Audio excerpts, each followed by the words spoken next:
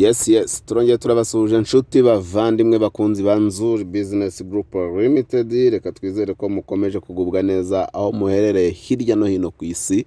Iro ni company yanyu bagezaho imitungo itimukanwa, yaba igurishwa cyangwa se ikodeshwa. Ni nako rero tugusaba gukanda subscribe nyabuneka utarabikora kugira ngo ujye ubona imari n'amakuru ajyanye n'imitungo itimukanwa tubaha umunsi ku wundi gatanu kuri gatanu. Nkuko rero muri kubibona ku screen yanyu tubazaniye inzu nziza ya etage. Ni inzu nini cyane, igurishwa kandi amafaranga make rwose ugereranyije n'agaciro kayo nyirizina.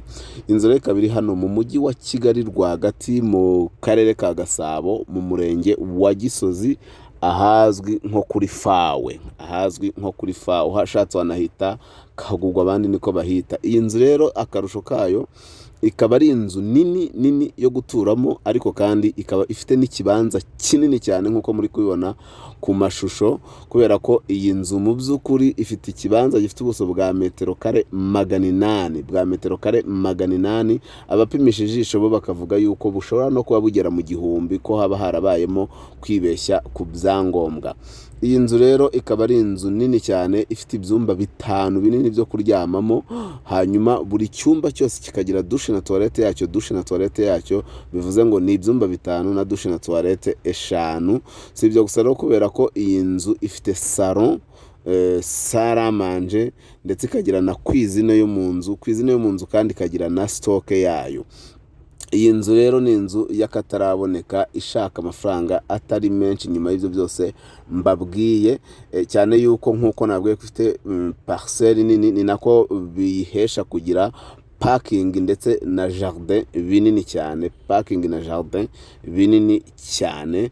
Iyi nzu rero akaba ari inzu nziza cyane ya etage nkuko nabibabwiye, iri ahantu heza ku Gisozi rwose, hafi ya fawe. Iyi nzu rero ikaba iri gushaka amafaranga atari menshi, wenda mbamaze amatsiko. Iyi nzu irashaka miliyoni 130 z'amanyarwanda, kandi ziri negociable, miliyoni 130.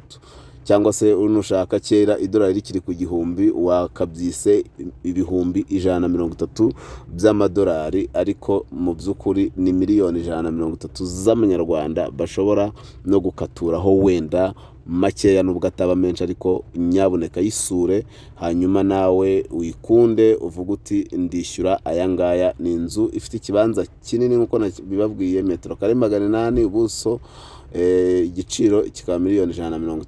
Iyi nzu rero wayikunze n'ubundi waduhamagara kuri za nimero zacu arizo 0788486797 cyangwa se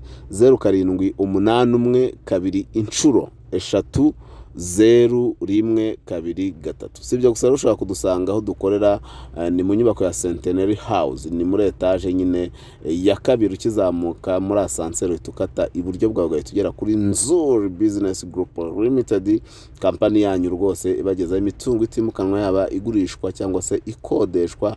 Ni nako kandi tukurarikira nyabuneka gukanda subscribe, ugakora share, ugakanda ko kazogera kugira ngo utazajya ucikanwa n'ibi byiza tubagezaho. Ari nako tubashimira mwebwe mudukurikira muri benshi, mwicecekeye cyangwa se muvuga cyangwa se mufite gahunda yo kuzadushaka kugira ngo dukorane. Turabashimiye cyane rero. Ni nako kandi twabibutsa yuko tumanaginga imitungo itimukanwa. Nyabuneka ntukubaka inzu yawe ngo utware za miliyari nurangiza ngo urwane nayo. Uzahe umugabo ubutaka ntatabubyaza umusaruro, bazabamushyinguramo. Hanyuma uzagura ubutaka, kubera ko aricyo kintu cyonyine abantu batazongera gukora. Nta butaka nta gihugu. Igihugu kiba ari cyawe byanyabyo gifitemo n'ubutaka.